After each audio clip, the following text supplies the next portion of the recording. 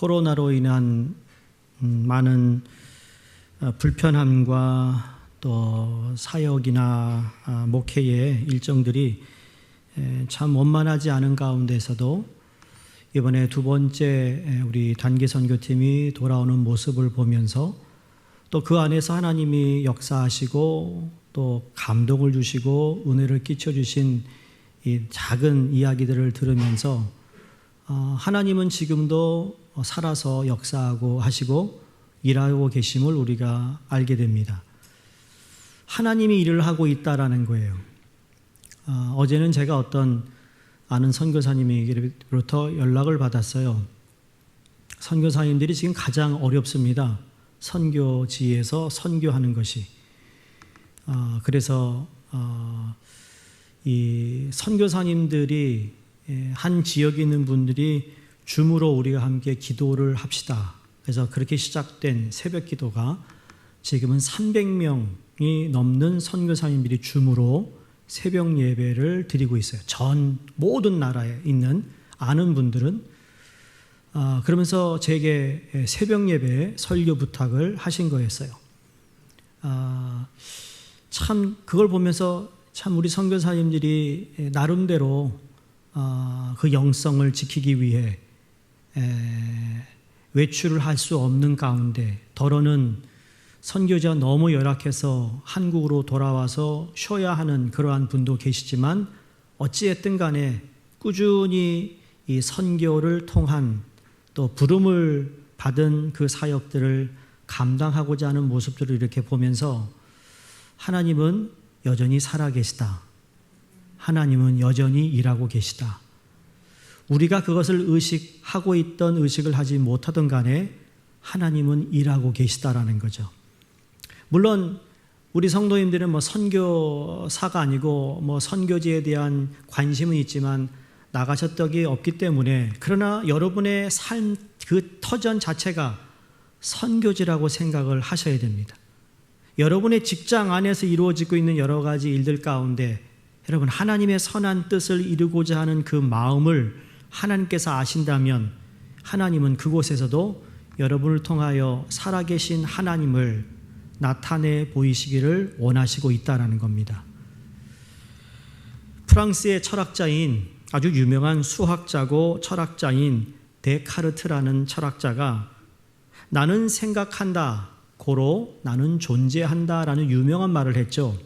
영어로 I think, therefore I am 이라고 그랬습니다. 내가 지금 생각하고 있다라는 그 자체가 내가 지금 살아있다라는 말이죠. 내 존재의 유무, 살아있는 자인가 죽은 자인가를 판단할 수 있다라는 말입니다. 생각은 인간이 하나님께로부터 받은 큰 축복 가운데 하나입니다. 하나님이 만물을 창조하시고 난 후에 여러분 유독히 이 인간에게만 생각이라는 것을 허락하셨다라는 거예요. 그 외 모든 동물들은 그냥 본능에 의하여 자기들이 살아갑니다. 인간이 가지고 있는 이 생각, 근데 이 생각이 다 좋은 것은 아니에요. 우리의 생각이 어디에 있느냐에 따라 생각의 차이가 엄청나게 달라집니다. 예를 들어 볼까요? 여러분 일주일을 살아가시면서 여러분의 가정이나 아니면 여러분의 직장에서 일어나는 여러 가지 일들이 있잖아요. 그런 고민거리, 걱정거리, 문제거리 아니면 뭐 그런 것이 없다 하더라도 아침에 하루를 시작할 때 내가 어떻게 하루를 보낼까 생각하고 시작한 사람과 그냥 아무런 생각 없이 하루를 시작한 사람과의 그 하루를 마치고 난 후에 잠자리에 들기 전에 여러분 삶의 모습은 아마 다를 것이라 생각됩니다. 여러분 직장 동료들 가운데 나를 힘들게 하는 사람이 있고 또 내가 좋아하는 사람이 있는데 여러분 그런 사람들을 내가 매일매일 직장에서 만나볼 텐데 그 사람들에 대해 내가 어떻게 그러면 좋은 관계를 맺을까? 아니면 어떻게 내가 배려를 할까? 어떤 말을 해야 우리가 원만하게 직장 생활을 할 수 있을까라는 생각을 하고 시작한 사람과 아무런 생각 없이 그냥 그렇게 직장 생활하는 사람과의 차이도 분명히 있습니다. 보세요. 같은 10시간을 일해요. 같은 장소에서 일을 해요. 그런데 어떤 생각을 하고 있었느냐에 따라서 그 삶의 마지막 부분의 모습은 다르다라는 거예요. 내가 무슨 생각을 하였는가에 따라 다른 결과를 가져다 준다는 것이죠. 그래서 생각은 축복의 결과든지 파괴의 결과든지 꼭 그 결과를 낳게 돼 있어요. 사람들의 행동은 선하든 나쁘든 마음의 생각에서 나오는 것인데, 이 행동은 마음속에 뿌리 내리고 있는 여러 생각들 중에서 우세한 관점, 우세한 가치관을 형성하는 생각들로부터 나온다라는 겁니다. 근데 그 생각이 선하냐 혹은 악하냐라로 분리되는 거예요. 세상적인 기업가이며 일본의 경영의 아버지라고 불리우는 이나모리 가즈오라는 기업인이 있습니다. 이 사람이 유명해진 것은 책을 썼기 때문이에요. 유명해지려면 책을 써야겠더라고요. 여러분 책 쓰세요. 유명해지고 싶으면. 생각의 힘이라는 책인데, 이분이 생각의 힘을 이렇게 다시 단어를 바꾸어요. 이 사람은 사고방식을 이야기하며, 사고방식, 우리의 사고방식이 인생을 바꾸더라. 그래서 능력과 열의보다 더 중요한 요소는 사고방식이다라고 말을 합니다.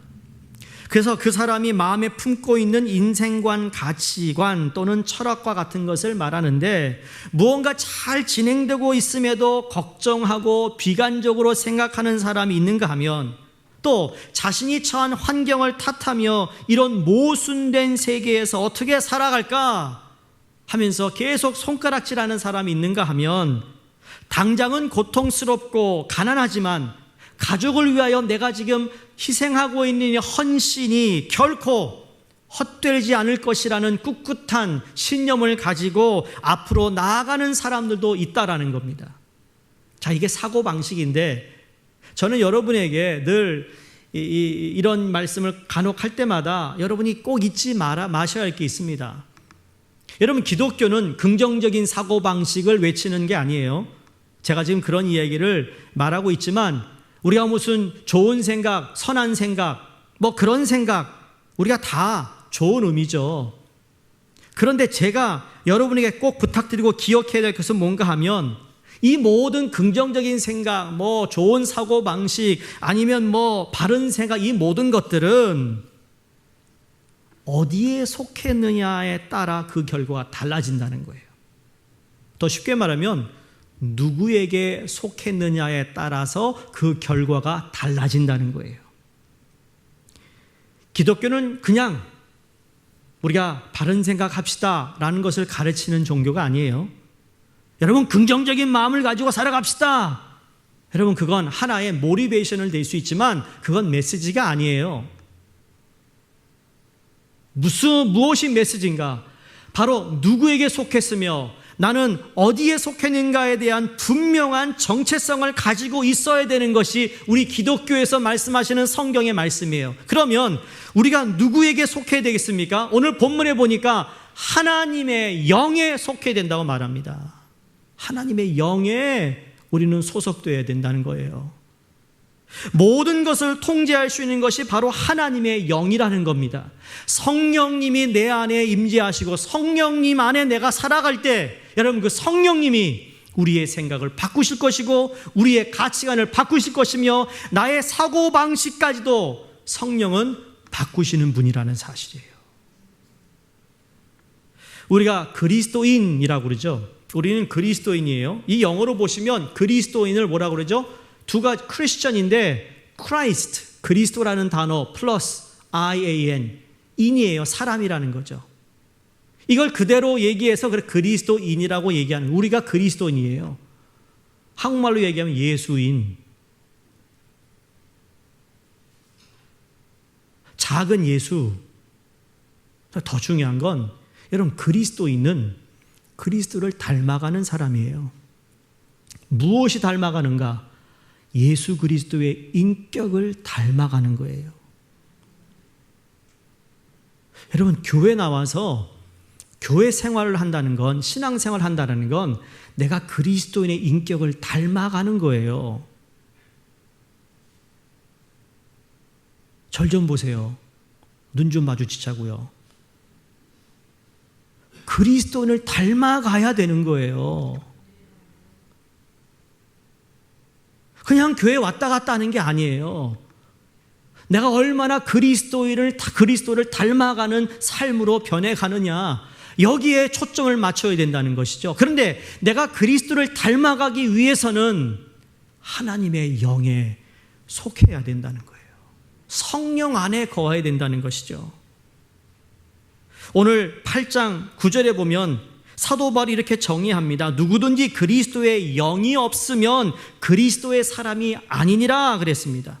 로마서 8장 14절에 무릇 하나님의 영으로 인도함을 받는 그들은 곧 하나님의 아들이라 믿으십니까? 바로 그리스도인이라는 것은 그리스도의 영이 있는 사람이라는 뜻입니다. 하나님의 아들로서 하나님의 영의 인도를 받는 사람이죠. 그리스도의 영이 없이는 그리스도인이 될 수 없다고 말씀하시는 말씀이, 여러분 고린도전서 12장 3절에 사도 바울이 누구든지 성령의 역사 없이는 예수를 주라 시인할 수 없다고 그랬습니다. 여러분이 예수님을 기도할 때 주여라고 부르고 여러분이 주님 앞에 주님이라고 부르는 고백이 그냥 여러분의 육이 하는 것이 아니라 성령이 우리 안에 거하심으로 그분이 우리로 하여금 주라고 고백하게 한다는 말씀이에요.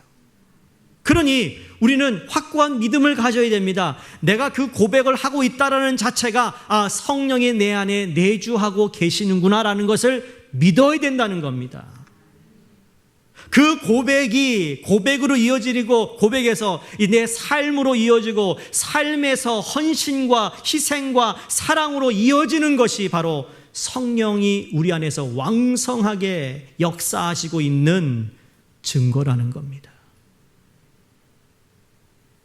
그리스도의 영이 있기에 그리스도인이 되었지만 하나님의 아들로 영의 인도를 받아야 비로소, 들으세요, 그리스도인으로 삶의 은혜를 누리게 되는 겁니다.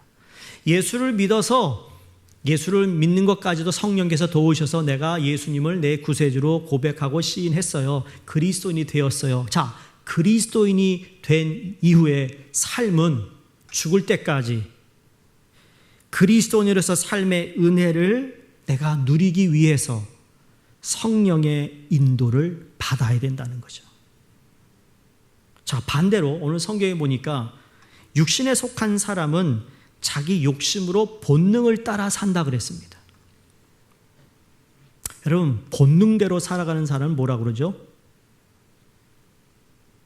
여러분, 인간의 본능대로 살아가는 사람은 뭐라고 그래요? 짐승. 맞아요. 저 짐승 같은 인물, 저 동물,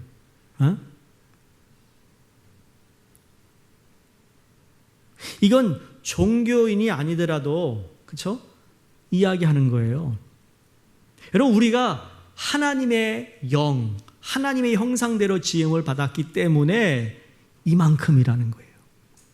여러분, 정말 믿지 않는 사람들, 우리는 그래도 우리의 삶의 영역이 믿는 사람이고, 그래 조금 교회를 다닌 사람이고, 교회를 다녔던 사람들과 이렇게 어울리니까 그렇지, 정말 예수를 생판 모르는 사람들과 대화를 해보세요. 대화가 안 돼요. 안 돼요. 말끝마다 거기에는 거친 말들이 나와요. 정말 우리 말들은 세속적인 거죠. 욕설도 그냥 나와요. 18살이 많이 나오잖아요. 보통이에요. 한국식 맨, 우먼이 많이 나와요. 못 알아들은 분들은 뭐 나중에 설명 들으세요.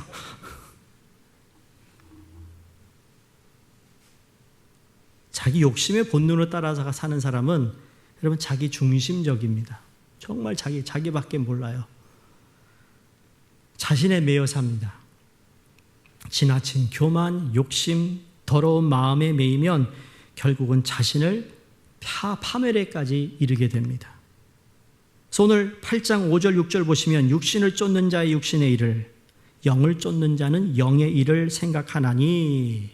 그 다음 보시면 육신의 생각은 사망이요 영의 생각은 생명과 평안이니라. 그러므로 그리스도인이란 그 생각이 영의 다스림을 받는 사람이라는 겁니다. 결국 생각인데, 오늘 본문에도 생각이라는 단어가 나오는데, 그럼 무슨 생각, 누구에게 속한 생각, 어떤 생각을 해야 되느냐에 따라 결정이 이루어진다는 거예요. 세 가지를 여러분과 말씀을 나눕니다. 첫 번째, 여러분, 우리 생각은 생명과 멸망을 결정한다는 걸 알아야 합니다. 내 생각이. 오늘 본문 말씀으로 돌아가서 방금 읽었던 말씀 보세요. 육체를 따르는 자는 무슨 일을요? 육체의 일을, 육신의 일을. 영을 따르는 자는 영의 일을 생각한다. 육신의 생각은 사망이요 영의 생각은 생명과 평안이라. 그 다음 7절에 8절에 보시면 육신의 생각은 원수가 되나니 이는 하나님의 법에 굴복하지 아니할 뿐 아니라 할 수도 없다. 이제 이해가 좀 되시나요? 하나님의 말씀 안에 내가 살아야 됨을 알면서도 여전히 그걸 따라가지 못하는 것은 내 안에 아직 육신의 생각이 많다라는 뜻이에요. 성경을 그대로 비춰보면 그대로 보이게 돼 있다라는 거죠. 과격적인 표현인데, 육체의 일을 생각하는 사람은 하나님과 원수요 사망이요 영의 생각을 하는 사람은 곧 생명과 평안을 얻게 된다. 전 여기에서 그냥 우리에게 생명이 주어지는 것뿐만 아니라 플러스 뭐가 이어집니까? 평안이라는 거예요. 자, 내가 생명을 택할 때마다 내 안에 따라오는 게 있는데 평안이라는 거예요. 반대로 내가 누구를 험담하고 누구를 욕하고 누구를 비난하고 누구를 막 이렇게 안 되게 하는 그러한 말과 행동과 생각을 하면 내 안이 평안할까 안 할까요? 평안하지 않아요. 여러분 한번 해보세요. 네, 절대 편안하지 않아요. 그 사람하고 말싸움을 하고 있는 내가 그 사람을 말로 이겼는데 결국은 그 사람은 말싸움에 져가지고 기분이 되게 나빠요. 그럼 나는 이겼으니까 자식. 그런 내 마음은 어떻죠? 절대로 안 편안해요. 지금 그 말씀하는 거예요.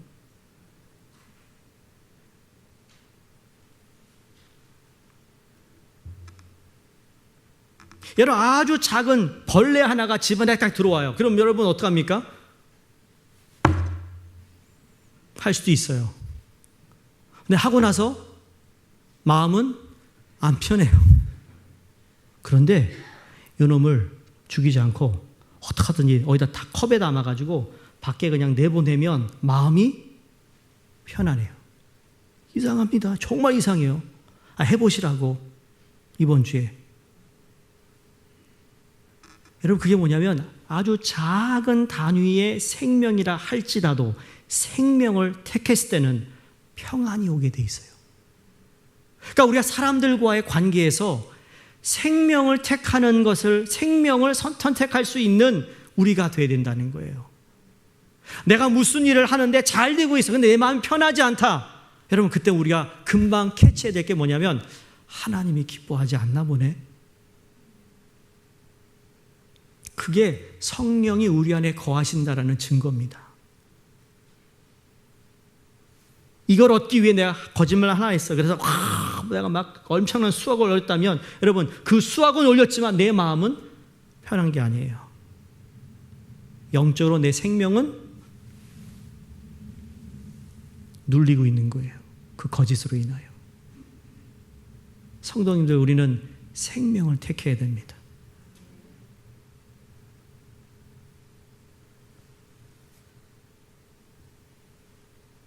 그러므로 우리가 예수 그리스도를 믿음으로 말미암아 오는 인격적 변화는 곧 생각의 변화를 가져오는 것을 의미한다는 거죠.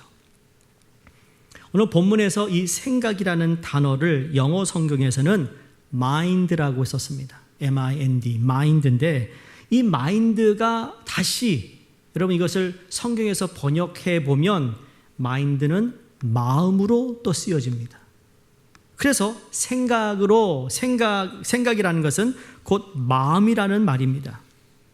생각은 마음의 흐름이고 표현인데 생각이 가면 마음이 따라가게 마련이 되는 거예요. 내가 생각하면 내 마음이 글로 가요. 생각합니다. 오늘 예배 끝나고 점심 뭐 먹을까? 그렇죠, 여러분? 생각하고 있습니까? 예배에 집중하시기 바랍니다. 근데 내 마음이 글로 가요. 소위 우리가 아는 분들에게 무슨 축하의 선물을 드리고 생일 축하들 선물을 주고받습니다. 여러분, 이 선물의 가운데 가장 아름다운 선물이 어떤 선물일까요? 누구요? 무슨 선물? 마음이 담긴 선물이에요. 자, 우리 잘 들으세요.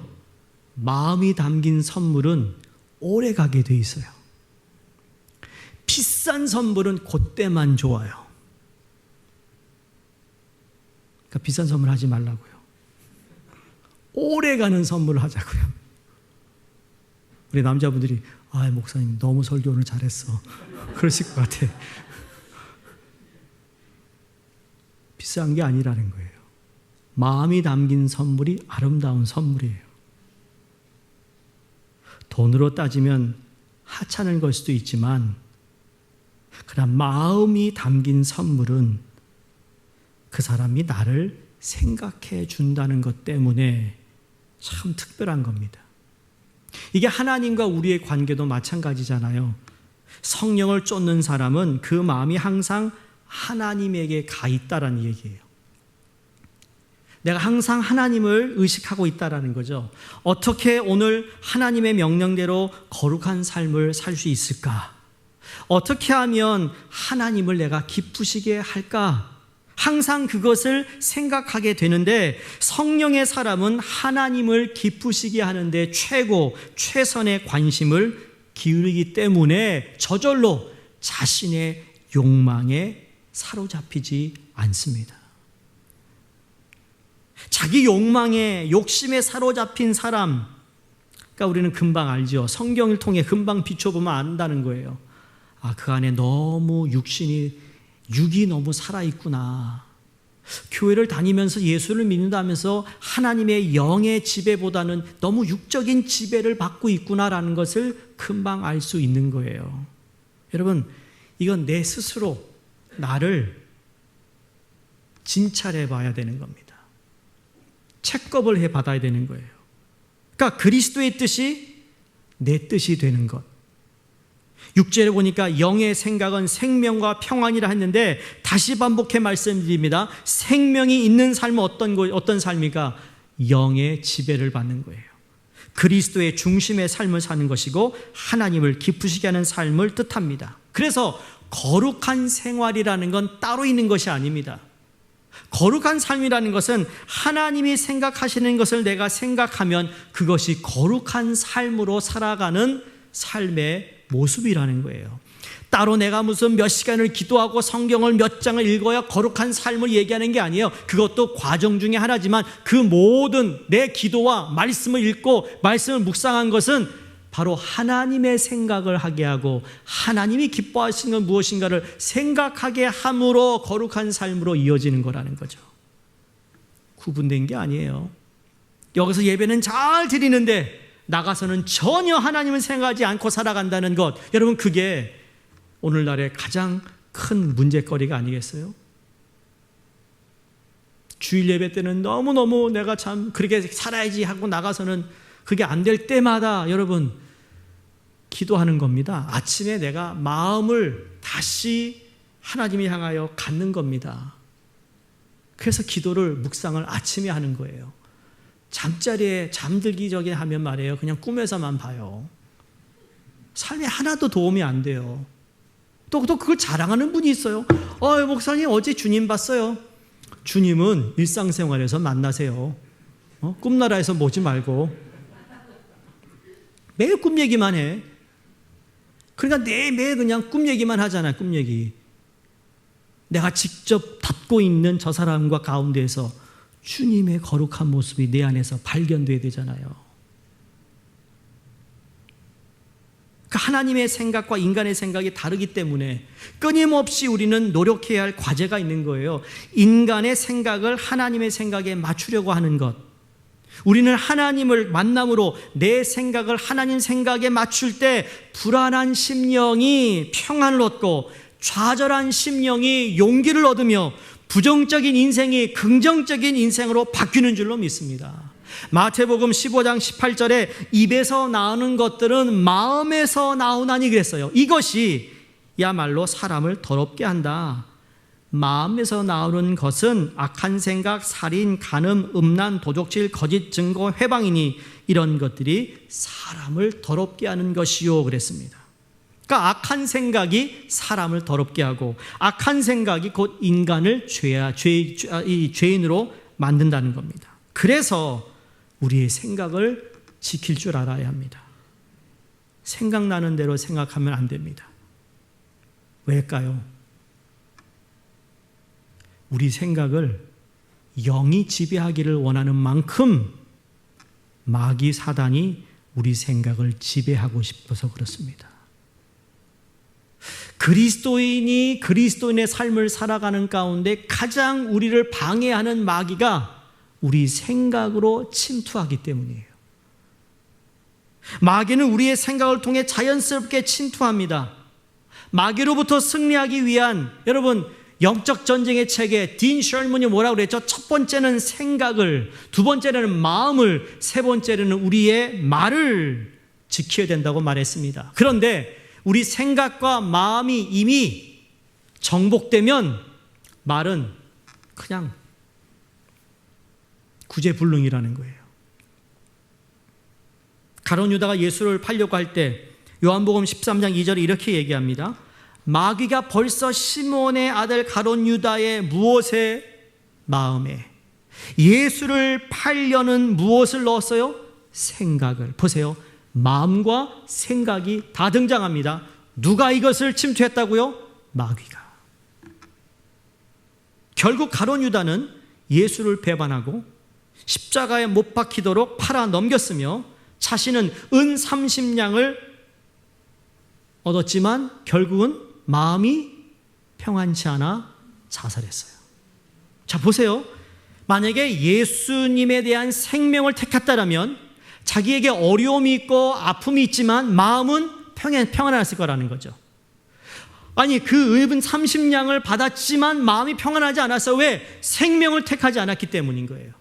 오늘 우리의 삶 가운데 여러분 어떤 선택을 하느냐, 어떤 생각을 하느냐에 따라서 내 안에 평안이 있고 평안이 없는 거라는 것을 알아야 합니다. 영의 생각은 생명이요, 육의 생각은 그래서 멸망이라고 성경이 말씀하고 있습니다. 우리 성도는 마음속에 악한 생각이 들어오지 못하도록 지켜야 될 줄로 믿습니다. 모든 죄는 악한 생각에서 시작되며 악한 생각은 죄를 낳고 죄는 멸망을 가져온다라고 야고보서에서 말씀했습니다.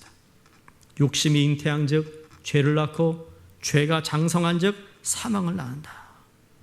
육신의 생각은 사망에 이르게 한다는 겁니다. 성도님들, 지금 무슨 생각을 하고 있으십니까? 무슨 생각이 여러분의 마음을 계속 가득 채우고 있습니까? 땅의 것을 생각하고 계십니까? 아니면 하늘의 것을 생각하고 있습니까? 남을 미워하는 생각입니까? 섭섭한 생각입니까? 원통한 생각입니까? 분한 생각입니까? 불결한 생각은 여러분 땅의 생각입니다. 아름답지 못하다고 성경이 말씀합니다. 위의 것을 생각하는 것이 신령한 것을 구하는 것이에요. 그리스도를 생각하는 것이죠. 그래서 교만한 생각이 들 때 그리스도의 겸손을 생각하는 거예요. 가난이 서러울 때 예수님이 인자가 머리 둘 데가 없는 모습을 생각해 보는 거예요. 고통 중에 있을 때 그리스도 십자가의 아픔을 생각하는 거예요. 내가 누구에게 배신을 당했을 때 주님께서 제자들에게 배신당하심을 생각해 보는 거죠. 억울한 일을 당했을 때 주님께서는 빌라도의 법정에 끌려가는 것을 생각해 보는 거예요. 히브리서 3장 1절에 그러므로 함께 하늘의 부르심을 입은 거룩한 형제들아, 우리의 믿는 도리의 사도시며 대제사장이신 예수를 깊이 생각하라. 우리는 생명을 얻기 위해 믿는 도리의 사도시며 대제사장이신 예수님을 생각해야 될 줄로 믿습니다. 두 번째 생각은요, 행복과 불행을 결정합니다. 행복과 불행을 결정합니다. 행복과 불행이 사람의 생각에서 비롯된다는 말이에요. 이미 생각에서 나는 불행해, 나는 못해, 나는 할 수 없어, 왜 날 시키는 거야, 너무 귀찮네. 너무 잘 알죠? 그러게 말해요. 희한합니다. 말씀을 대면한 말이에요. 여러분의 마음을 하나님이 그냥 다 말해주는 것 같아요. 여기 내려가면 난 몰라요.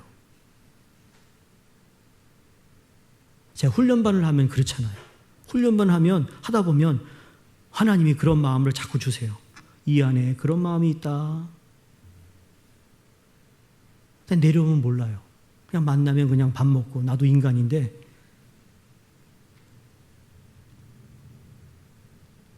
생각에, 이미 생각에서 다 끝나버렸어요.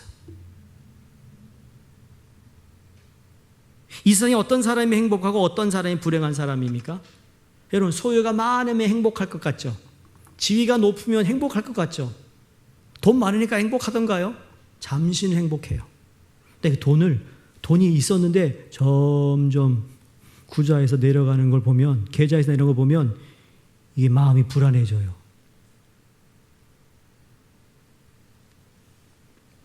여러분, 참된 행복은 나의 마음의 생각이 어떠한가에 따라 참 행복도 없고 불행도 오는 겁니다.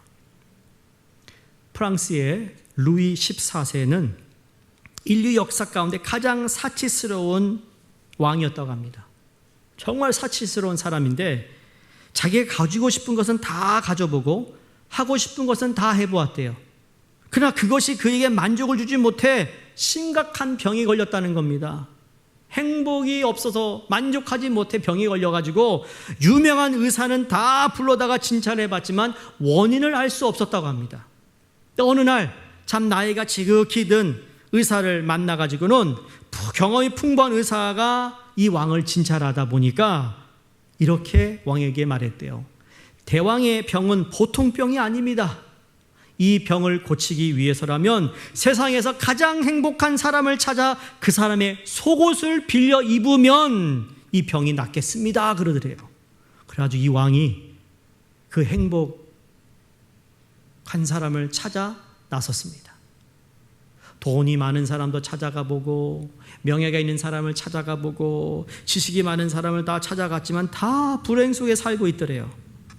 너무너무 실망해서 다시 집으로 돌아가는 그 길에 저기 시골 나무 밑에서 양을 치는 목자가 불을 켜면서 아주 아름다운 노래를 부르고 너무너무 행복해 보이더래요.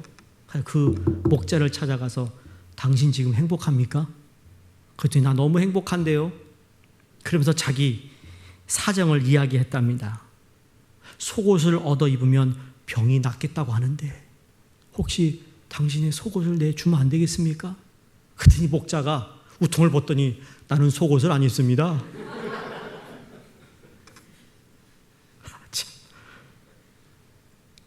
여러분, 세상에 행복한 사람은 있어도 행복한 사람의 속옷은 없구나라고 깨달았대요. 정말 그렇습니다. 행복한 사람의 속옷은 그런 옷이 아닙니다.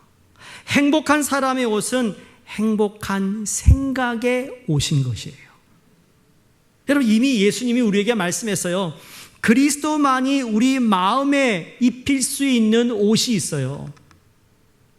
우리의 옛 옷을 벗어버리고 예수 그리스도를 통하여 우리에게 주신 의의 예복을 입으라 그랬어요. 과거에 우리 했던 모든 그 옷, 더러운 죄악의 옷을 다 벗어버리고 우리는 매일매일 주님이 허락하신 그의 의의 옷을 입을 때마다 우리는 행복할 수 있다라는 거예요. 행복하기 위하여 무엇을 생각해야 할까요? 원망할 것 대신에 감사할 것을 생각해 보시기 바랍니다. 반드시 행복한 마음을 우리에게 주실 것입니다. 여러분, 불평하기 전에 감사할 것이 무엇인지 한번 생각해 보시기 바랍니다. 내가 이러한 환경, 정말 엄청나게 당황스러운 일을 우리가 만났지만, 그러나 그래도 내 생명을 지켜주신 것을 한번 감사해 보는 거죠. 그러면 성령께서 생명, 감사, 하나님에 대한 믿음의 마음을 갖고 있는 우리 안에 살아계신 성령께서 일하시기 시작합니다. 내가 잃었던 것도 다시 찾을 수 있는 성령이 도우시는 놀라운 일들을 우리가 경험하게 되는 거예요. 그때 우리는 성령 안에 우리가 인도함을 받았다라고 고백하는 거예요. 바라기는 내 생에 없는 것을 한탄하지 말고 감사할 줄 아는 사람으로 참 행복한 사람이 되기를 바랍니다. 빌립보서 4장 6절 7절에 우리가 잘 아는 말씀이죠. 아무것도 염려하지 말고 오직 모든 일에 기도와 간구로 너희 구할 것을 무엇으로 아뢰라고요? 감사함으로 하나님께 아뢰라. 그리하면 모든 지각에 뛰어나신 하나님의 평강이 그리스도 안에서 너의 생각과 마음을 지키시리라. 마음과 생각을 지키신다. 마지막 세 번째 생각은요, 성공과 실패를 결정합니다. 성공과 실패를 결정합니다. 우리는 성공과 실패의 모든 조건을 환경에 또 교육에 둡니다. 더러는 부모에게 책임을 지우기도 합니다. 내가 부모를 잘못 만나가지고 이렇다고. 내 주위의 환경이 이래서 내가 안 됐다고. 그렇게 생각하는 사람은 절대 성공할 수가 없습니다. 성공해도 잠시 성공을 맛보고는 잃어버릴 겁니다. 모든 것은 역시 생각에서 결정되는 것인데, 신령한 생각, 여러분, 이 신령한 생각이라는 건 창조적인 일을 우리가 생각했으면 좋겠어요. 여러분, 하나님의 영이, 성부, 성자, 성령님이 모든 만물을 지으실 때 계셨어요. 창조의 하나님이에요. 성령 충만한 삶을 살아갈 때 우리의 무슨 큰 성령 충만하다고 우리 여러분 가가지고 막 사업하지 마세요. 그런 의미가 아니라 우리에게 작은 이 문제를 뚫고 나갈 수 있는 창의적인 지혜를 허락하세요. 아, 이렇게 하면 되겠구나. 아까 말씀드린 내가 직장 동료하고 이런 갈등이 있는데 성령이 우리에게 주시는 창의적인 생각을 갖게 되면 그 사람과 얽혔던 것을 풀을 수 있는 뭔가를 발견하게 되는 거죠. 우리에게 그 생각을 주시는 거예요. 참 하나님은 신실하신 하나님인데, 여러분, 저도 여기서 목회하면서 기도하는 가운데 주님이 주는 생각들이 있어요. 그냥 생각을 순종했을 뿐인데 하나님 그 생각을 하나님의 일로, 하나님의 역사하심을 계속 조금씩 펼쳐가는 것을 보게 됩니다. 한두 가지가 아닌 거예요. 이걸 보면 하나님은 인간의 생각이 아닌 하나님의 생각을 우리에게 주세요. 하나님이 그 생각을 주신다고요.